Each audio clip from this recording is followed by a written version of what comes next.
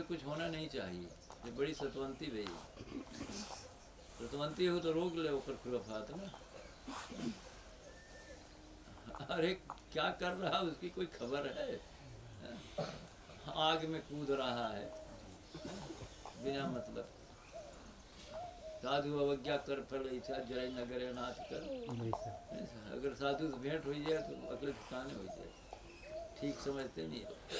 तो अब कहते हैं शादी ही सबसे खराब चीज है।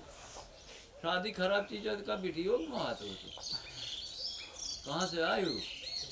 बिना शादी के लिए वो कासे पर से बोला हो। ये बैठ के तर्क करे थे यार, शादी सबसे खराब चीज है। का की हो सदी ये सब का करेगी भी हवा की हो के तोहार से प्यार की रहा बेटा। वो कहाँ से आई है बेटीवा कहाँ से आई? का मन से दो भी नहीं मरा तो मरे तो फिर मरे तो छुट्टी हो जाए। क्यों रो रहे हैं परेशान? अगर इतनी खराब चीज है, बिना भोगे में गए कुल बेटिया बेटो हुई हैं, बिना भोग में गए इस बात समझ में आई। ये बेकार वाली बात है एकदम से। शादी के प्रति इतना नेगेटिव भाव ठीक नहीं है।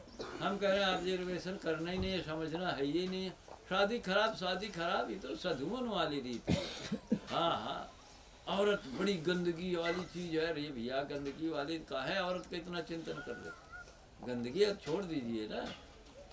शादी खराब है तो शादी का प्रयोजन है ना। ऑब्जर्वेशन में जाइए, देखिए क्या मामला है। तो ऑब्जर्वेशन करना नहीं है। शादी खराब है, ये साधुओं का निगेटिव हिसाब। साधु समाज में जा ना, दुनिया का गाली बके। हाँ, साधुओं में गया कभी? खड़ो वाले साधु में जा ना, अरे औरतन का तो एक सड़क का 100 गाड़ी बकते क्या, एकदम पागल भले वो छोड़ गए हैं चिंतन उनके। औरतें सपने में खड़ी हो जात हुए ना,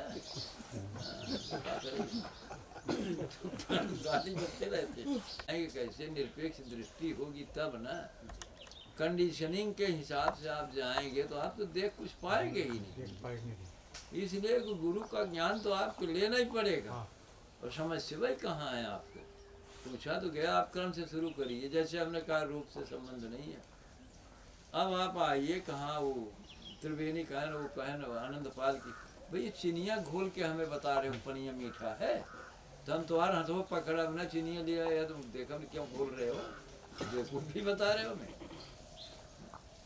क्यों घोल के दिखाओगे? ये पानी पियो महाराज मीठा है, हम करें चीनी घोल कर लाए। हम तो बिना चीनी वाला पानी खड़ा कर देंगे सामने, तो खड़ा ही कर रहे हैं। अगर इतना भोग में सुख होता तो पूरी दुनिया दुख से मुक्त हो जाती। घोर दुख झेल रहे हैं लोग, घोर दुख में अपनी सूरत गायब हो गई। हृदय में परमानंद स्वरूप परमात्मा खुदा महबूब कहा, खुदा कहा, सब नबी वही बोलते हैं, अवतार वही बोलते हैं, ऋषि वही बोलते हैं, मुनि वही बोलते हैं, बुद्ध वही बोलते हैं, कबीर नानक मोहम्मद सब वही बोलते हैं। हाँ हाँ हम मुसलमान हैं, हम हिंदू हैं, ईसाई, तो कहते सब नास्तिक हैं। आस्तिक तो कोई मिलता ही नहीं। मुसलमान भी नास्तिक हैं, हिंदू भी नास्तिक हैं। ये रामायण उठाएंगे बल्कि अच्छा वाटन वही का नाम है मौर्य जी ठीक है, वो पगला बल्कि सही वो करे जब समझ में आवत चाहिए। ओझाई फूहर प्यातर बोलत एकदम महामूर्ख आदमी। स्वामी प्रसाद, हाँ स्वामी प्रसाद। अब ये जमाना है ना, ये आडम्बर लेके बैठा है ना। रामायण माने कि मैंने गीता को समझाई कि मैंने रामायण के न कुरान के न बाइबल कहीं हम मुसलमान है, हम हिंदू है। किताब हिंदू मुसलमान तो सब है, जब कुरान बाइबल गीता को समझाइन के ना आए, वेदांत पढ़ाइन के ना आए, उपनिषद देखाइन के ना आए, विचार ही ना करे किस चीज़ के आप हिंदू हैं कि मुसलमान। कैसा कि मुसलमान हो का नाम है बबली के है, बबली नहीं चिनाद ना है, मुसलमान बने सब। कहीं कहीं दूसरे कहीं काफिर रहेंगे, काफिर खुद ही हैं। कैसे आप आस्तिक हैं बताइए? जो आप अपने कहते हैं कितना उपनिषद पढ़ा, कितना वेदांत पढ़ा, कितना गीता पढ़ा, कितना चिंतन किया आपने, हाँ? ये हिंदुओं में दिक्कत नहीं, मुसलमानों में दिक्कत। मुसलमानों मूड़ी काटा था, हिंदुओं का काम काटे नहीं तो कमजोर हो गए, नहीं हिंदुओं खूब काटे। मॉडर्न देश बौद्धन का काट फेंक धई दे, फिर मुसलमान आए तो हिंदू को खूब काटे। वो तो कर्म के रेखा है ना। तो अंग्रेजी आए तो मुसलमान हिंदू दोनों काटे। अब नंबर आवत है कि मुसलमानों को काट दें, हिंदुओं को काट दें, ईसाई को काट दें। न ईसा बचेंगे, न मूसा बचेंगे, न इस्लाम ही बचे, न ईसाई बचे, न हिंदुइज्म ही बचे। क्यों न बचे ही हैं? सब तो कर्म में आएगी। ये सब रूढ़ी बात तक कोई नहीं बचेगा। अब वैज्ञानिक धर्म में आएगा, ऐसे जाने कह जाने मान ले वो न चलेगा।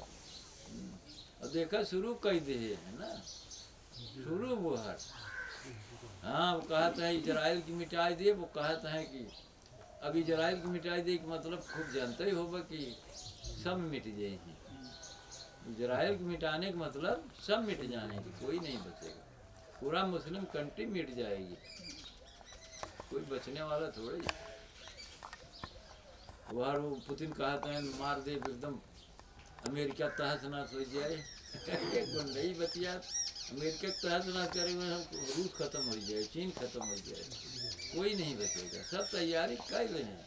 फरकत जैसे महाभारत रहा ना, वो हर फरकत न है, वो हर फरकत न है। वहाँ पर अगर गौर समाचार देखिए तो चीन अपने दाम, रूस अपने दाम में, उत्तर कोरिया अपने दाम, ईरान अपने दाम, अमेरिका अपने दाम, इजराइल अपने दाम, मुसलमान ईरान अपने।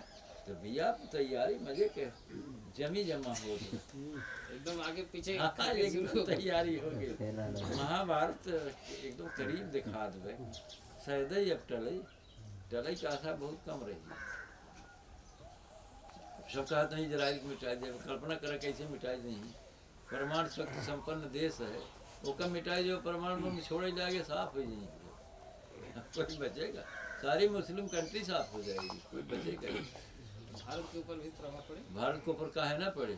तू सेफ बैठे कहीं कौन वहाँ डिफेंस सिस्टम लगा के, भारत वाले तो और मरेगी। भारत वाले तो ऐसी मर गई हैं, हवा में सांस ले जाएगा ना, यहीं से मर गई हैं। देखा तो क्या होता है, कितना बा हो ऐसा ही, कितना है बनती इस समय। बहुत पोल्यूशन बढ़ गया, हमें बहुत दिक्कत हो, पोल्यूशन बहुत ज़्यादा बढ़ा हुआ है। बता रहे 300 कितना। अरे बहुत खराब है। भारत वाले तो ऐसे ही गड़बड़ाई गई। 140 बांटे ना, 1 अरब 40 जी, 10-20 बच जाए, बहुत बड़ी बात। क्यों बचे? हम लोग के ऊपर छतरे हैं, हम लोग बच जाएंगे। अरे ये तो सब ऐसे सोचे। मुसलमानों से पूछे खाली मुसलमान रहेंगे, ईसाई से पूछे खाली चाहे हिंदू से खाली हिंदू बचेंगे, जम्मू दीवे सनातनी बचेंगे।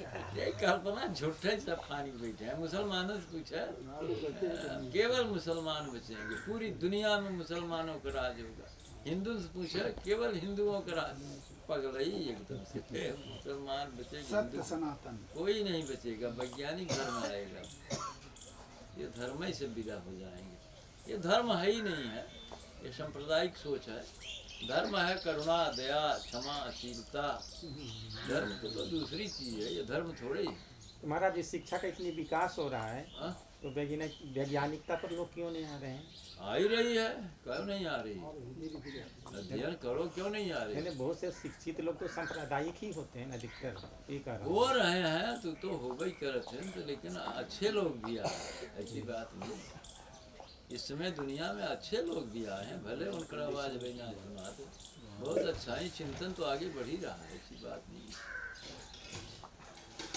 देखो गौर से देखो तो बढ़ रहा है, देखने की क्षमता। पूरी दुनिया में कृष्णमूर्ति को पढ़ा जाता है, कौन संप्रदाय से है वो? ओशो को पढ़ा जाता है। ओशो कौन संप्रदाय के? पूरी दुनिया में पढ़े जा रहे, सारी किताबें उनके सामने फेल है। तो भाई मरता क्या न करता, सब मर रहे हैं तो एक बार तो उपाय करेंगे, हल्ला मचाएंगे। अरे अभी सारी चीजें खत्म हो जाएंगी, रूढ़िवादिता सांप्रदायिकता सब खत्म हो जाएगी। माने हमारे हिसाब से खत्म ही हो चुकी, जड़ तो खुद गई है, अब केवल भोपू बज रहा है ऊपर ऊपर। तो इसको शुभ घड़ी आ रही अब वो है। कहना ठीक नहीं है ना, उपद्रव होगी।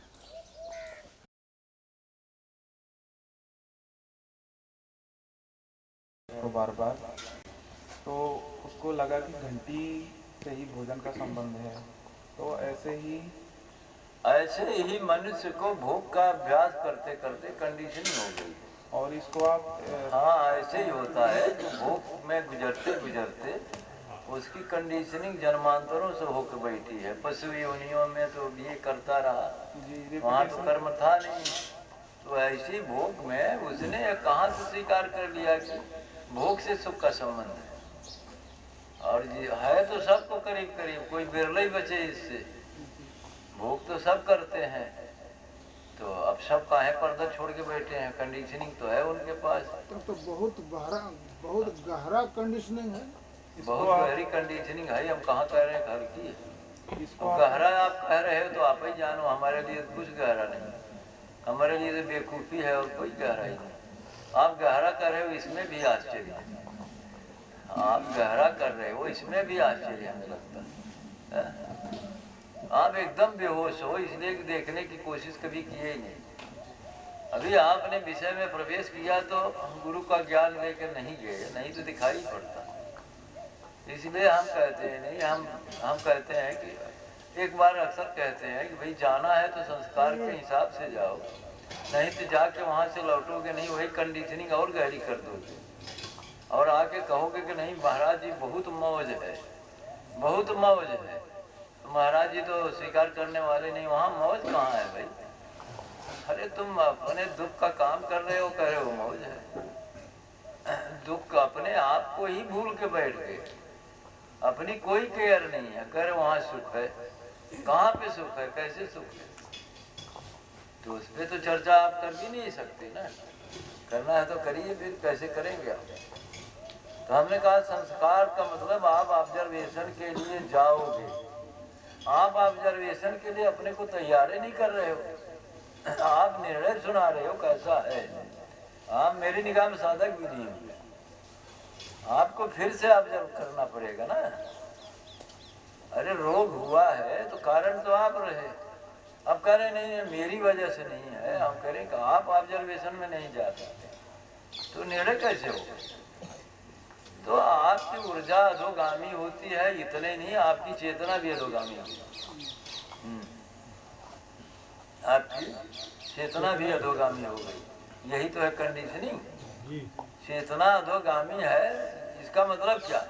इसका मतलब अर्थ ये होता है विज्ञान भाव में कि भोग में सुख है, सुना नहीं आपको? चेतना के अधोगामी होने का प्रमाण यह है कि आपके हृदय में यह बात आ गई कि भोग में सुख है तो नहीं, वो तो दुख रूप है, काम ही दुख है।